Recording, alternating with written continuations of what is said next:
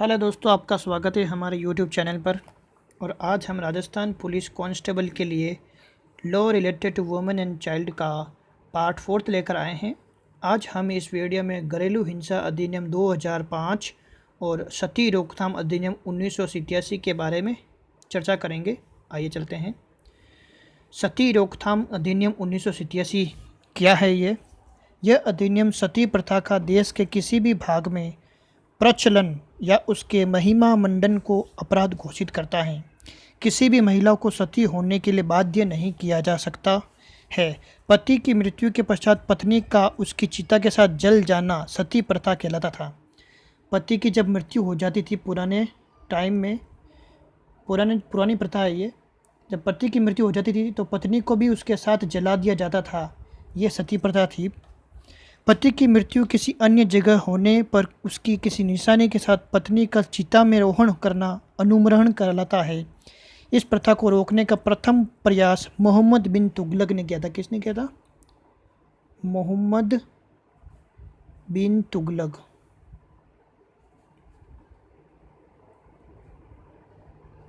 सबसे प्रथम प्रयास इन्होंने ही किया था। राजा राम मोहन राय के प्रयासों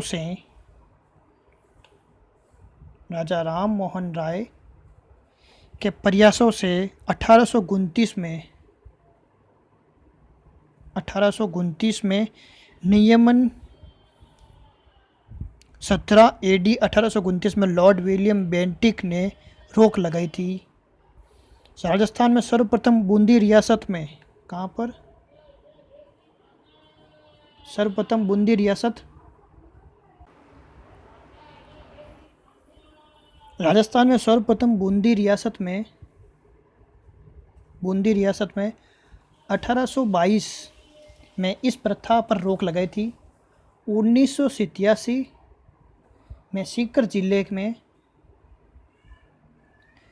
जिले में श्रीमाधोपुर क्षेत्र के देवराला गांव की रूप कंवर नामक महिला सती हुई थी। याद रखिएगा, रूप कंवर नाम की महिला 1987 में सती हुई थी।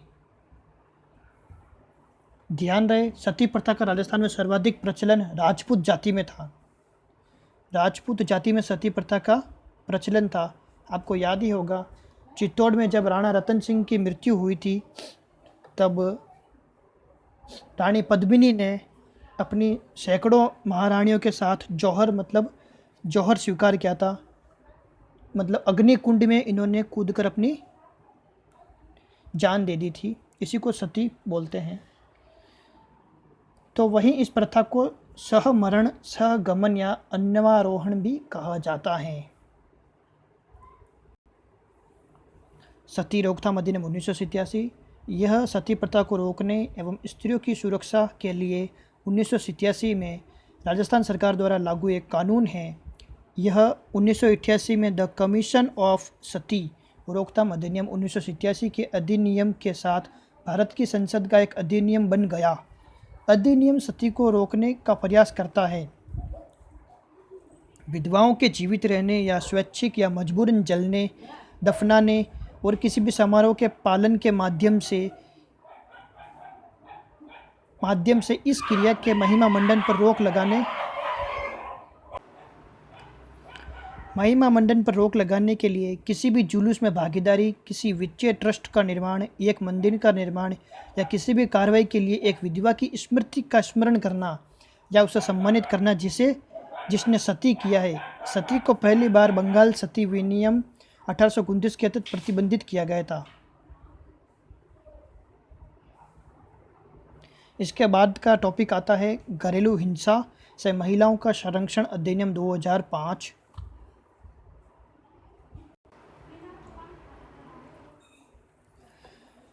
महिलाओं के विरुद्ध घरेलू हिंसा की रोकथाम के लिए दंडात्मक कानून बनाए गए हैं। जब परिवार का कोई पुरुष सदस्य, आमतौर पर पति, घर की किसी औरत, आमतौर पर पत्नी के साथ मारपीट करता है, उसे चोट पहुंचाता है या मारपीट अथवा चोट की धमकी देता है तो उसे घरेलू हिंसा में कहा जाता है। औरत को यह नुकसान शारीरिक मारपीट या भावनात्मक शोषण के कारण पहुंच सकता है। तो वहीं यह शोषण मौखिक, यौन या फिर आर्थिक भी हो सकता है। घरेलू हिंसा कानून 2005 में महिलाओं की सुरक्षा की परिभाषा ने घरेलू शब्द को और अधिक व्यापक बना दिया है। अब ऐसी महिलाएं भी घरेलू दायरे का हिस्सा मानी जाएगी जो हिंसा करने वाले पुरुष के साथ एक ही मकान में रहती हैं या रह चुकी हैं। भारत की संसद द्वारा पारित अधिनियम, जिसका उद्देश्य घरेलू हिंसा से महिलाओं को बचाना है, यह 26 अक्टूबर 2006 को लागू हुआ। बना कब था यह अधिनियम? 2005 में बना और लागू हुआ 2006 में।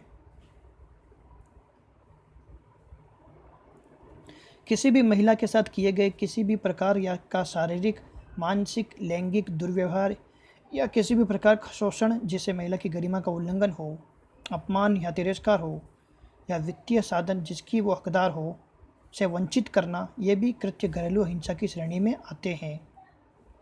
इस कानून के तहत किसी भी घरेलू संबंध या रिश्तेदारी में किसी प्रकार का व्यवहार, आचरण, बर्ताव जिससे किसी भी स्त्री के स्वास्थ्य, सुरक्षा, जीवन या किसी शारीरिक अंग का नुकसान पहुंचना एवं मानसिक या शारीरिक हानि होती है, तो ये घरेलू हिंसा की श्रेणी में आते हैं, जो कि एक अपराध है। ऐसी हिंसा होने की स्थिति में पीड़ित या ऐसा कोई भी व्यक्ति जिसे किसी कारण से लगता है कि हिंसा की कोई घटना हुई या घटने वाली है, तो संरक्षण अधिकारी सेवा प्रदाता को सूचित कर सकती है। इस अधिनियम के अनुसार जब किसी पुलिस अधिकारी, संरक्षण अधिकारी, सेवा प्रदाता या मजिस्ट्रेट को घरेलू हिंसा की जानकारी घटना के बारे में पता चलता है, तो उन्हें पीड़ित के निम्नलिखित अधिकारों के बारे में सूचित करना होता है। पहला, पीड़ित इस कानून के तहत किसी भी राहत के लिए आवेदन कर सकती है, जैसे कि दृश्य संरक्षण आदेश, आर्थिक राहत, बच्चों के अस्थायी संरक्षण का आदेश, निवास आदेश या मुआवजे का आदेश।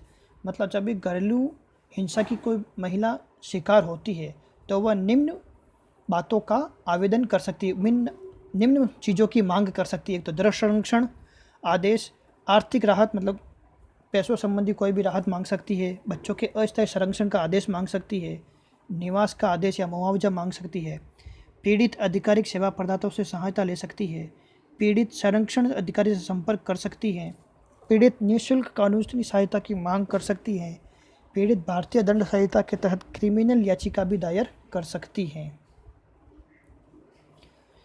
इस कानून के तहत दिए गए संरक्षण आदेशों का उल्लंघन होने पर प्रतिवादी को 1 साल तक की जेल भी हो सकती है या 20,000 तक का जुर्माना, दोनों हो सकते हैं। इस कानून में याचिका करने के लिए एक प्रारूप सुझाया गया है जिसका नाम है घरेलू घटना रिपोर्ट, जिसको भरकर संरक्षण अधिकारी, सेवा प्रदाता, पुलिस के पास जमा कराया जा सकता है।